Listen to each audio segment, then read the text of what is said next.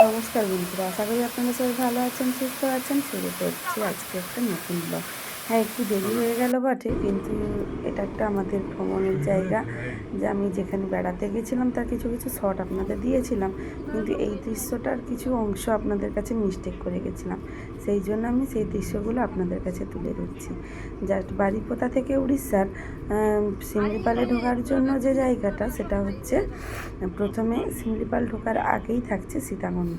সীতাকুণ্ডতে গিয়ে আপনারা কিন্তু পিকনিক স্পট পেয়ে যাবেন।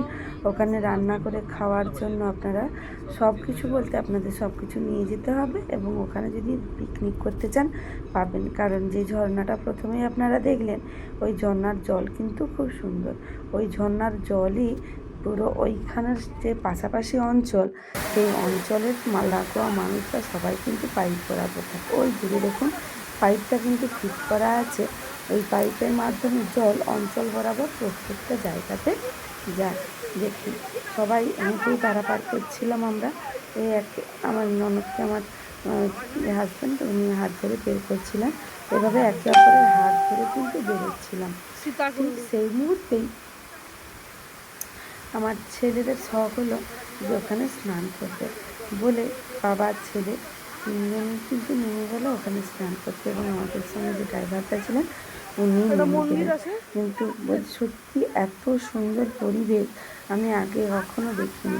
বনের মধ্যে ঝর্ণা এবং গাছ। আমার ছেলে বলছিল, শুনবেন, যে ওখানে একটা মন্দির আছে। মন্দিরটা আসলে একটা ছোট্ট পাথরের নিচে সীতামাকে বসানো আছে, সেই জন্য এর নাম সীতাকুণ্ড।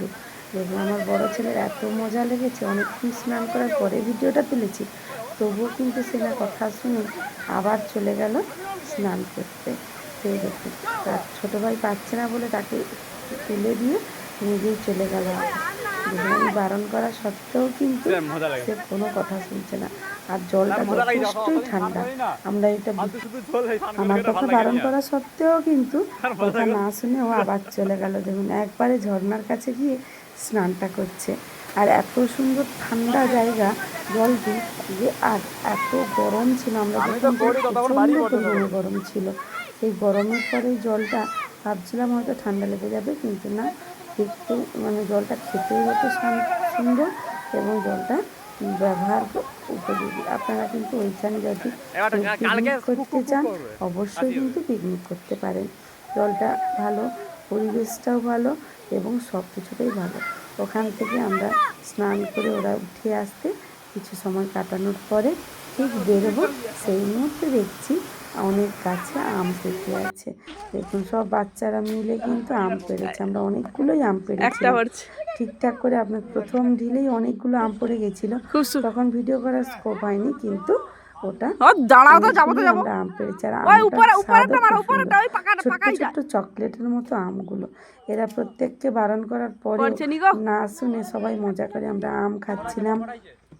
পাশে একটি জামকুল গাছ ছিল, সেই জামকুলও পেড়ে খাচ্ছিলাম। দেখুন আমার ছেলের হাতে আমটা আপনারা দেখতে পেয়েছেন, ছোট ছোট আম ছিল। এভাবে কিন্তু ওখানে সারা বিকেলটা আমরা কাটিয়ে ফেললাম। আপনাদের কাছে আমি বলবো অবশ্যই আপনারা সীতাকুণ্ড এবং শিমলিপাল একবার ঘুরে আসুন। ভালো থাকুন, সুস্থ থাকুন, রাধে রাধে।